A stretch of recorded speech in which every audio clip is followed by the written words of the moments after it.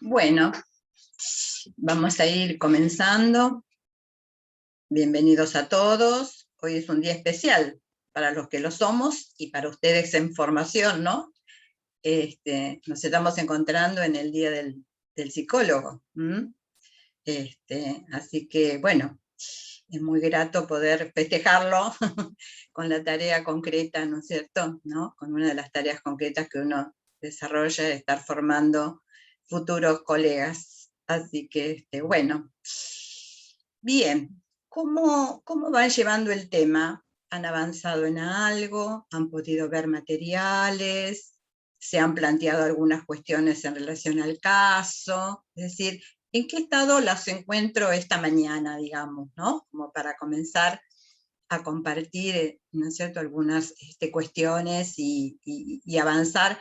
Fundamentalmente la idea de hoy es ver, ¿no?, desde un modelo que surge y que tiene, digamos, todo un desarrollo en relación a las terapias de familia, y que de alguna manera eso lo consolida, ¿no?, en tanto y en cuanto a una serie de aportes de disciplinas y teóricos, ¿no?, en un modelo que había sido, digamos, exitoso en el tratamiento de familias en transacción esquizofrénica, y eso llevó a una publicación, y esa publicación, a su vez, como veíamos en la clase pasada, en unos perfeccionamientos que lleva adelante en Milán Mara Selvini, ¿no?, que muchos psicólogos que estaban fracasando desde un modelo de la clínica aplicado a un contexto educativo, pretendieran realizar una experiencia, ¿no?,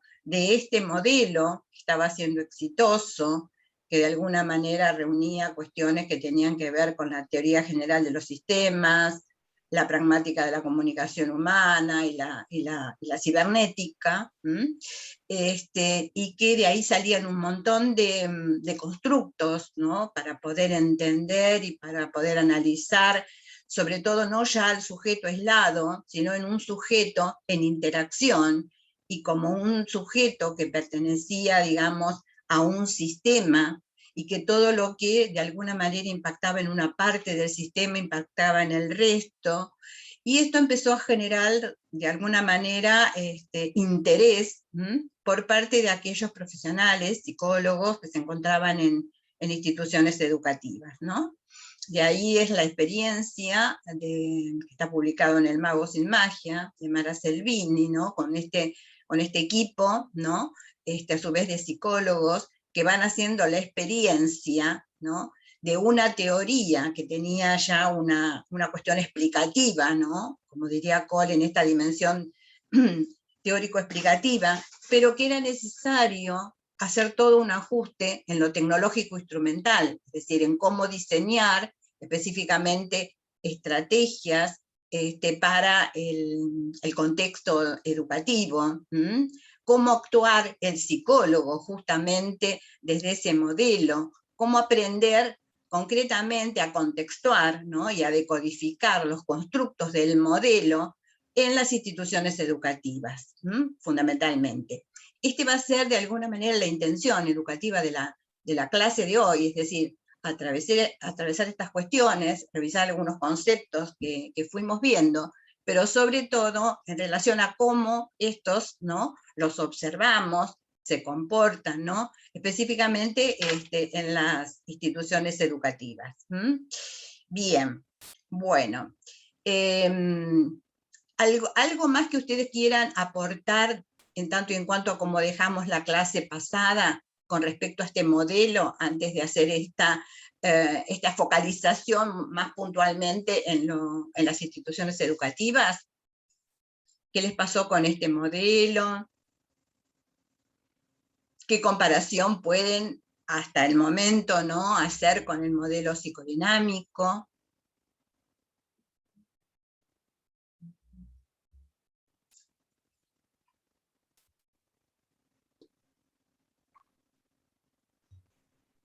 Y uno de la comparación que podemos hacer es que ya no lo veríamos al sujeto como aquel sujeto del padecimiento, ¿no?, sino que hay factores que van a incidir no algo tan, un problema intrapsíquico del sujeto, ¿no? Ujú. Bien, bien. ¿Cuál sería lo que se contrapone a esto intrapsíquico, ¿no? En la constitución histórica del sujeto, ¿no? Visto desde este modelo, desde el modelo sistémico. ¿Qué es lo que se resalta, digamos, ¿no?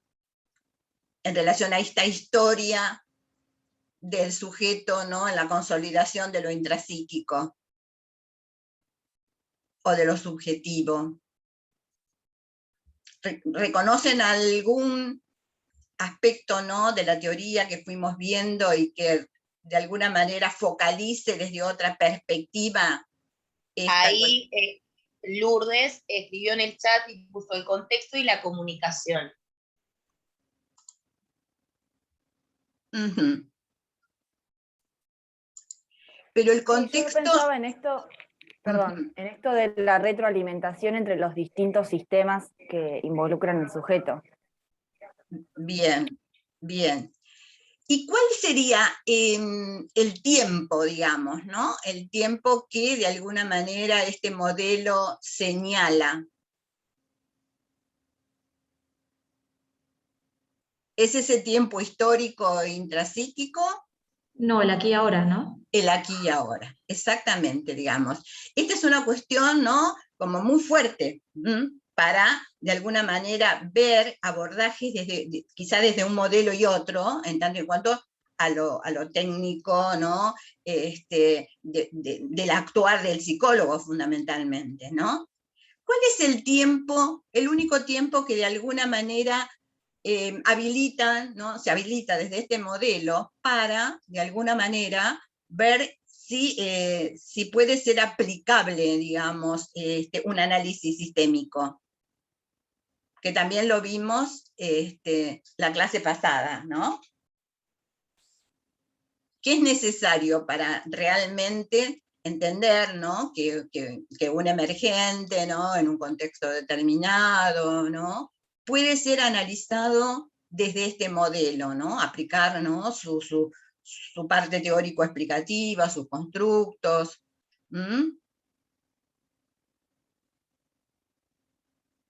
Habíamos visto una diferencia fundamental, ¿no? Cómo este modelo, ¿no? Es válido para determinadas situaciones. ¿Y cuáles eran esas situaciones? ¿Qué requisito, digamos, podía tener para yo poder analizar desde el modelo una situación emergente? Supónganse una situación, ¿no? Un niño, o sea, va con sus padres a ver una obra de teatro, ¿no? Y se descontrola. ¿Cuál sería el contexto, ¿no? En el cual yo puedo analizar esa situación y cuál no? O sea, ¿es válido? En ese caso, veríamos la disfunción que se da en las familias. Ahora, en un contexto educativo, nosotros vamos a ser mediadores y vamos a tener que indagar tanto en la escuela como en la familia. Bien, pero a lo que yo quería llegar, quizá no fue bueno mi ejemplo, era, ¿no? En realidad, si un sujeto está rodeado de otro grupo de gente, ¿no? Constituyendo así como una especie de grupo, pero que recién se conocen, o sea, recién llega ese sujeto a ese grupo. ¿Qué le estaría faltando para que de alguna manera uno pudiera hacer una lectura desde el modelo sistémico? La historia del grupo. La historia.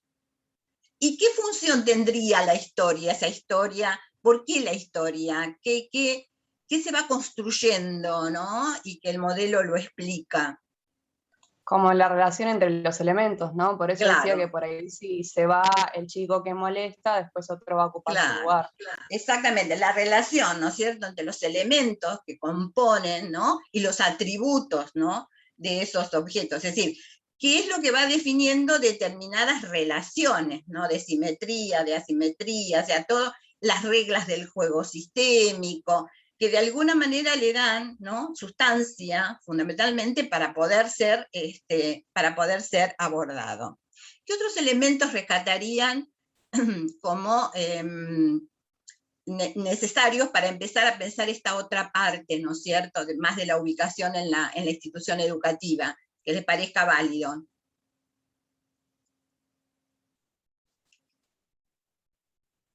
En cuanto al rol ¿se acuerdan del rol del psicólogo en el modelo psicodinámico? ¿Cuál era? ¿Era mediador o analizante? No me acuerdo si Analista, ¿cómo? Analista. Analista institucional, ¿no? Es decir, ver un poco, ¿no?, en el contexto de las instituciones educativas, cómo se daban esos emergentes. ¿Cuál era el que específicamente vimos? Ahora lo vamos a ver con más profundidad y todo, el rol para este modelo. Promotor. Sí. Del cambio. Promotor del cambio. ¿Recuerdan por qué? ¿A qué se refería esto?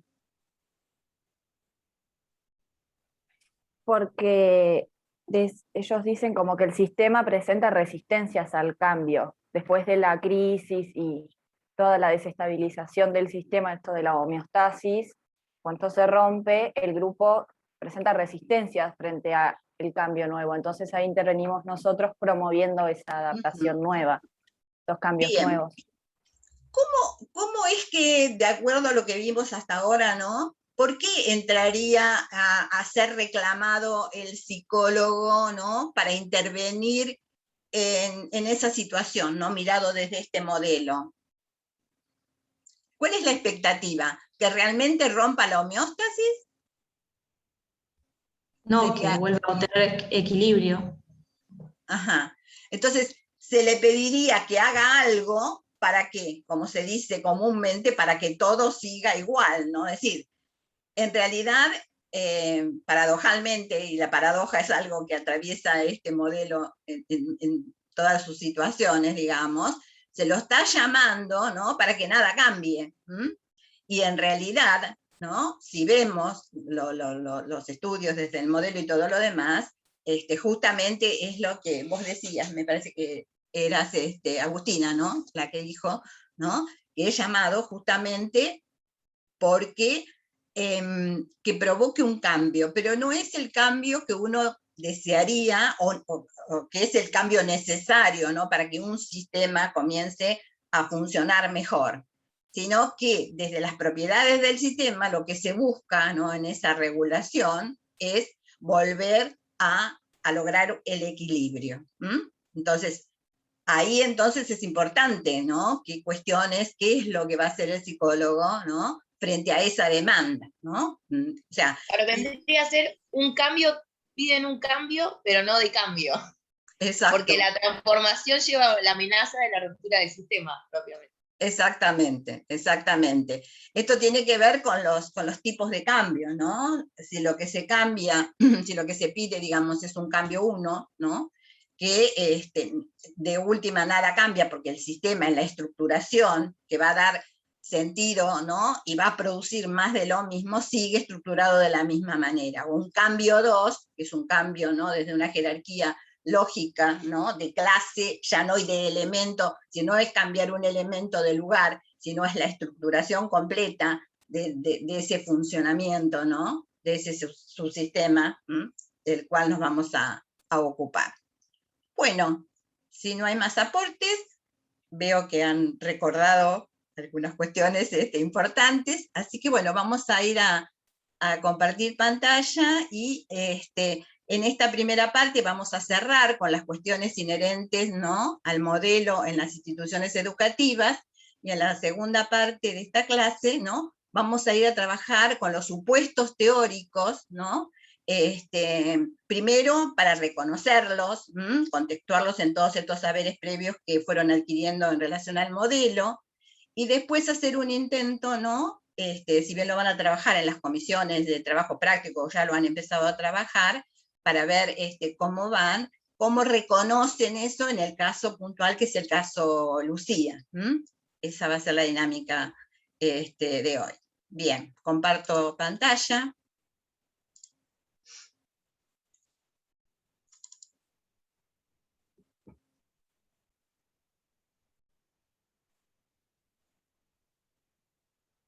Bien.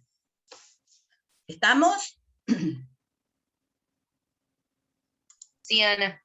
Bueno, buenísimo. Bien. Entonces nos vamos a meter ahora puntualmente, ¿no?, en la escuela como sistema. Escuela como sistema, porque esto es parte de la continuidad de lo que veníamos charlando la clase pasada, cuando este equipo, ¿no?, de investigación le proponía a Mara Selvini, ¿no?, poder aplicar estas cuestiones que habían sido publicadas en relación a las familias en transacción esquizofrénica a las instituciones educativas.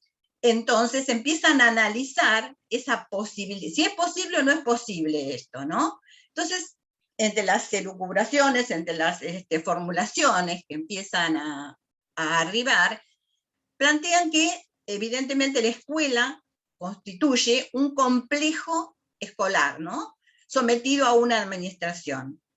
Fíjense que una de las cuestiones básicas, digamos, en sus albores, ¿no?, cuando empiezan todos estos estudios supradisciplinarios, ¿no?, que van a confluir después en este modelo, ¿no?, una de las cuestiones es la importancia, ¿no?, de la que va a tener la teoría general de los sistemas, es decir, esta mirada macro, ¿no?, de las problemáticas y de las situaciones, ya no desde una situación del individuo aislado, sino del individuo como perteneciendo a un sistema que es un sistema es complejo, ¿no? Incluso se la ve como las primeras estribaciones, los primeros aportes en relación a la teoría de la complejidad.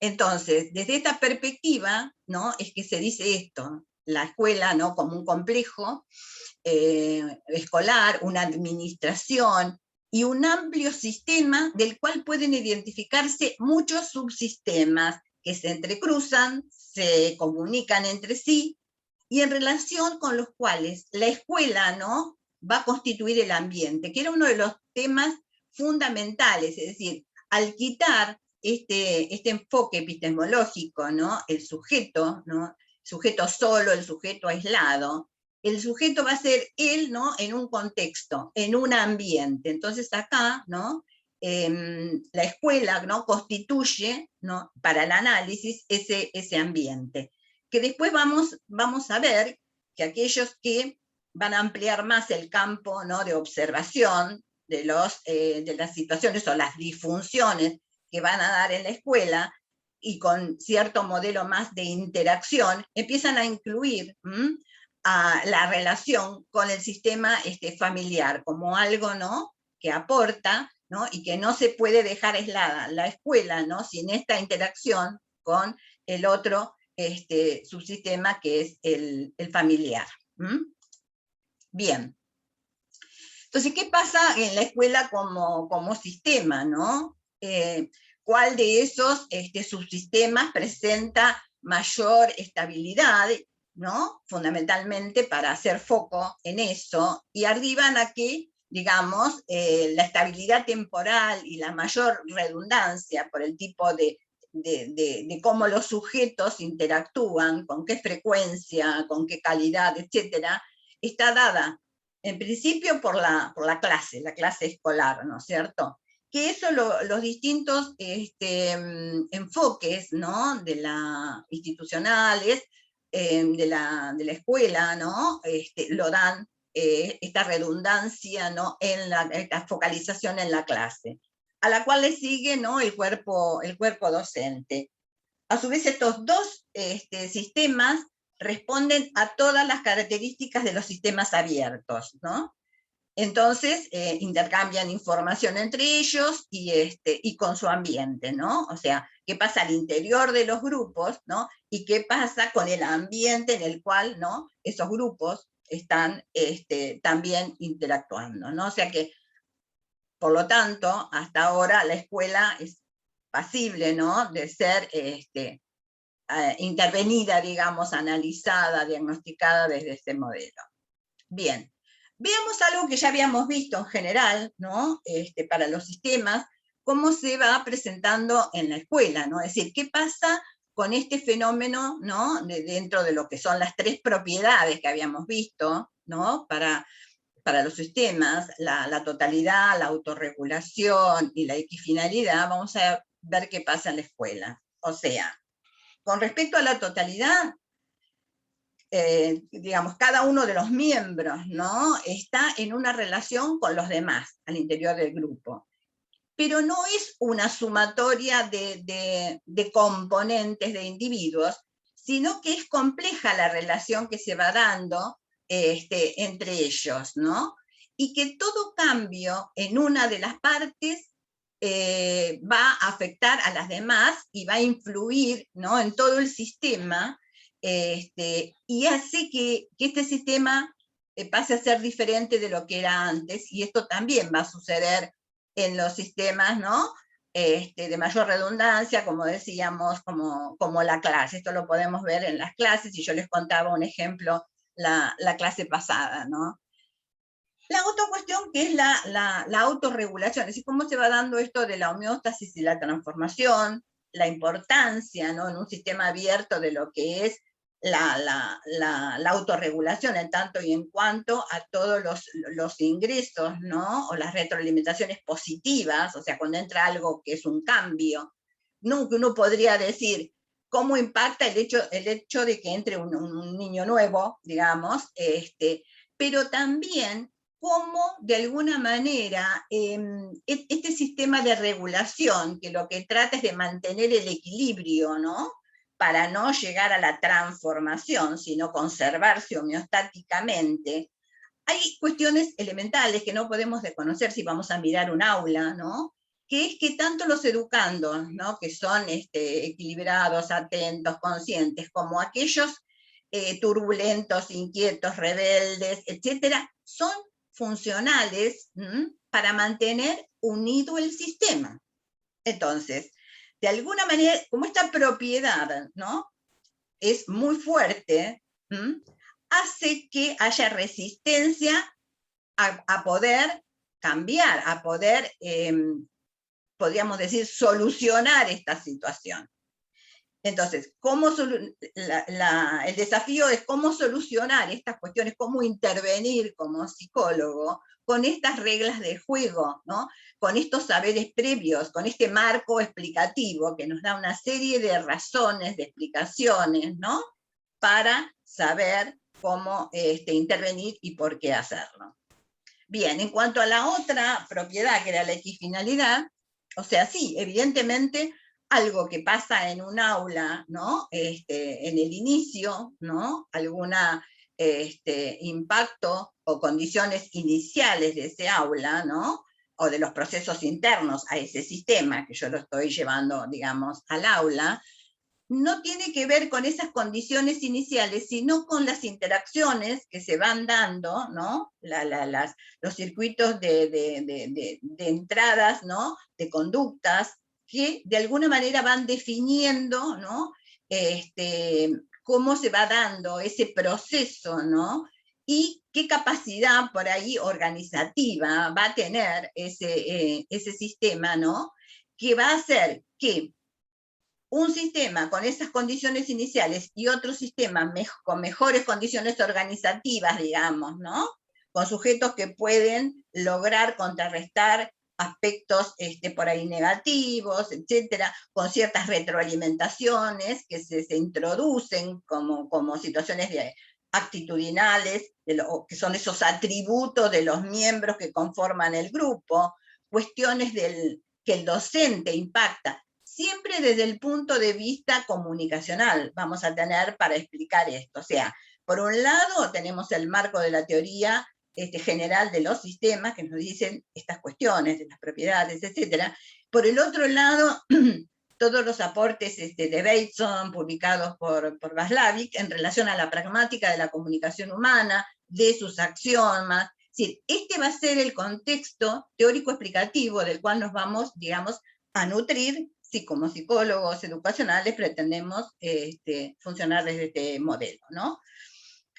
La otra condición, que al igual que en todo el sistema, ¿no? La relación entre los miembros de una clase, al igual que la relación al interior de un sistema, volvemos y seguimos sosteniendo la circularidad, es decir, no nos quedamos con la linealidad. Y esto, digamos, es un aporte sumamente necesario a considerar, porque en todas las situaciones que se dan en el aula, piensen en situaciones de bullying, en situaciones, ¿no? de distintos problemas de conducta, en el mejor de la clase y el peor de la clase y sus relaciones, todas las problemáticas y conflictos que se puedan dar, van a estar analizados no desde la linealidad, desde una lógica lineal, causa-efecto.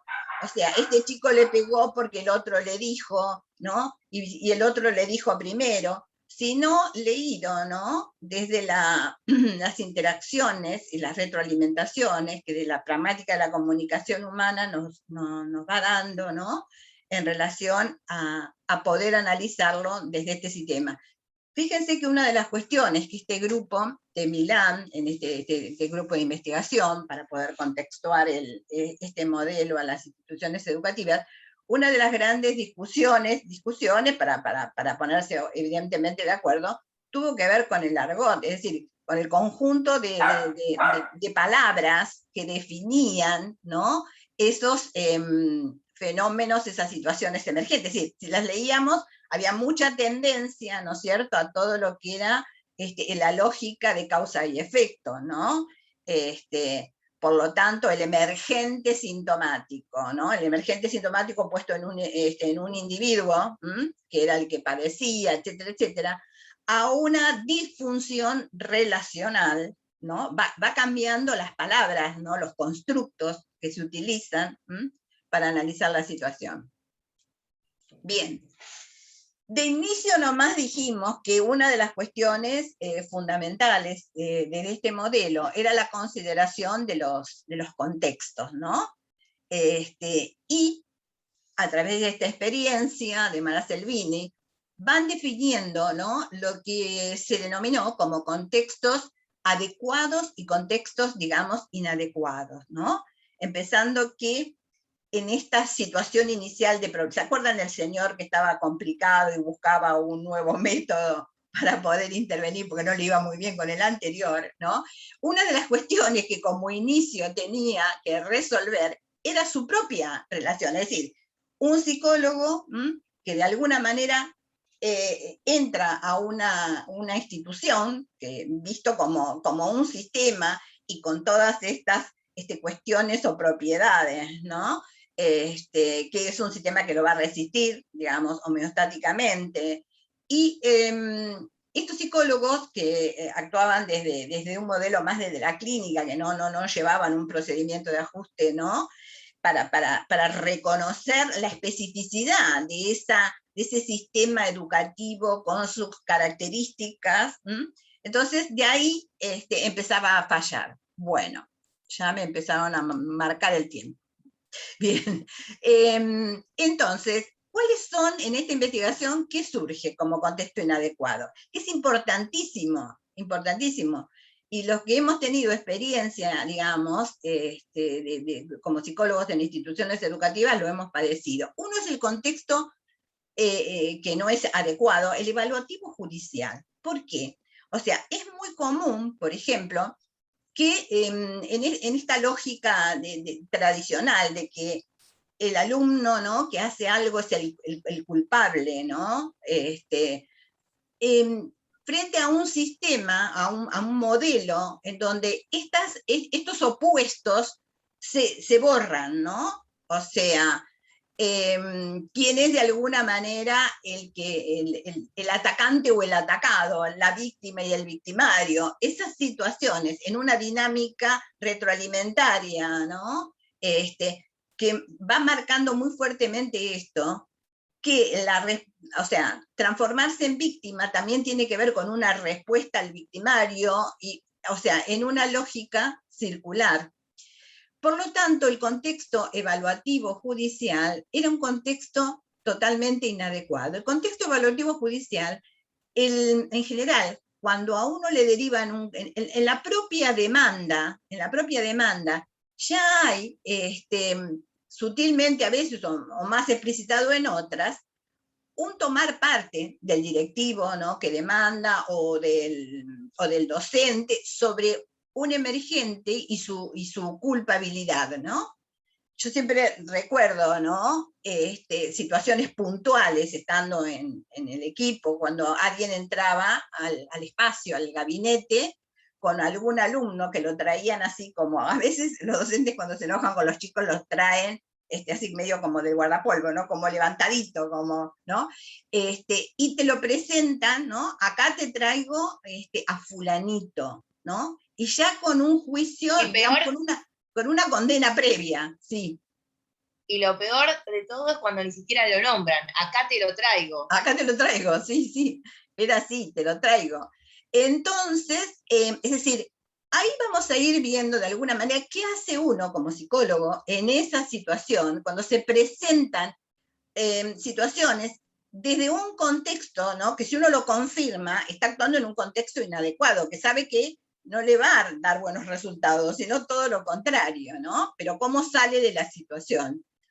Yo les suelo contar que de alguna manera lo primero que hacía en esas situaciones era salvar al pobre ya confinado al penal, ¿no?, que era este alumno que era traído por el docente, agradecerle al docente que lo había traído, le digo, gracias señorita, me quedo con fulanito, y ahí iniciaba una nueva, ¿no?, situación con este chico. ¿Por qué una nueva situación? Porque en realidad, si uno actúa, ¿no?, como profesional, desde ese contexto, uno actúa como juez, uno actúa, ¿no?, tomando parte, y ya queda totalmente fuera, digamos, de un logro de confianza por parte, ¿no es cierto?, de este chico, de este emergente, ¿no?, como para poder realmente escuchar, hacer las preguntas adecuadas, generar un contexto de colaboración con él, ¿no? Porque ya, de alguna manera, ¿no?, uno se pone al lado del docente y aplica la misma pena, ¿no? Entonces, hay que correrse de ese contexto evaluativo judicial, ¿no?, para poder realmente mantener... Ana, ¿sí? Me acuerdo que en uno de los textos decía esto de que si no se espera que el psicólogo confirme la validez, digamos, pedagógica de que tiene el profesor. Entonces ratificás el aval de su autoridad. Pero ustedes saben que esto se da muchísimo, muchísimo en los residentes, que los residentes traen toda esta malas noticias, digamos, de lo que va pasando en los sistemas inadecuadamente, ¿no? Pero es muy común, ¿no? Que por ahí el único que vea una situación distinta a la que están confirmando, pero no solo el docente, el directivo, y a veces el equipo también confirma lo mismo, ¿no? Es terrible, y por ahí el residente, que tiene su supervisión, que está revisando, ¿no?, estas cuestiones, que tiene los modelos más frescos, es quien puede, ¿no? Y lo vamos a ver también en el caso Lucía, no sé si lo lograron leer, pero ahí hay bastante de esto que les estoy contando, porque, digamos, la residente logra captar, ¿no?, todas estas disfuncionalidades del sistema en el tratamiento de los emergentes problemáticos. Bien. Sí, profe. Sí. Perdón, no, yo iba a decir que también esta posición se puede observar por parte de la docente hacia la madre de Lucía. Sí. Que bueno, acá la residente decía que todo, o sea, lo que parecía haberse logrado con su intervención, como que se vino abajo con esta acotación que hizo la docente. Sí. Ahora después nos vamos a meter fuertemente con el caso Lucía, con todos estos elementos de los cuales nos pudimos apropiar. El otro contexto es el contexto terapéutico. Es decir, ¿qué pasa si de alguna manera en esto, que es la dinámica sistémica, nosotros sacamos el emergente que fue el emergente señalado, el emergente al cual, ¿no?, se asigna como o el culpable o el enfermo o desde una lógica lineal, digamos, ¿no? Se saca a este. ¿Qué pasa con lo que trasciende al sujeto, ¿no? Que se sacó del grupo. ¿Se acuerdan lo que veíamos con ese caso que yo les contaba? O sea, el grupo, ese grupo, con las reglas del juego sistémico, en las confirmaciones, en los posicionamientos, en las puntuaciones que hace frente a las situaciones, va a ir componiéndose otra vez de la misma manera, ¿no? De que el elemento que falta para mantener la homeostasis se va a construir, o sea, va a aparecer un nuevo emergente, que a veces es muy interesante esto, porque uno ve cómo los equipos, de alguna manera, se quejan, ¿no? De una excesiva cantidad de casos y de casos y de casos y de casos, ¿no? Es decir, si uno toma, ¿no? Cada caso, ¿no? Como emergente, aislado del sistema, el trabajo que va a tener es monstruoso. Ahora, si puede tomar ese emergente, pero trabajar con todo el sistema, en tanto y cuanto a cómo se comunica, qué cosas valida, qué cosas no valida, etcétera, ¿no? Puede generar, ¿no? Como una recomposición, podríamos decir, ¿no es cierto? ¿No? De una nueva forma de interactuar, de manera tal de no llegar a la misma producción de emergentes. O sea, uno podría hablar acá, ¿no? Del sistema, ¿no? Cuando el sistema disfunciona, va generando emergentes, que no son ni más ni menos que situaciones para mantener unido al sistema, ¿no?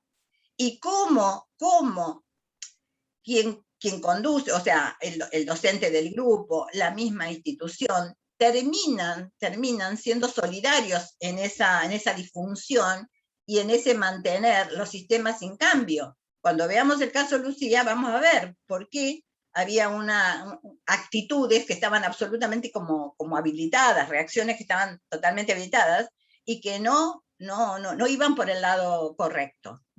Bien. La otra cuestión tiene que ver con el asesoramiento pedagógico, ¿no? Es decir, es muy feo, por ejemplo, cuando, y tampoco tiene una eficacia, al contrario, no vas a ganar esto, ¿no? Que te sienta un docente en una actitud de colaboradora, ¿no? Sino más bien de una superioridad que va a dar va a fijar pautas de cómo actuar, es decir, uno no puede ponerse como asesor del docente, tiene que leer las situaciones por las cuales no está funcionando lo que debería funcionar, ¿no? Es decir, meter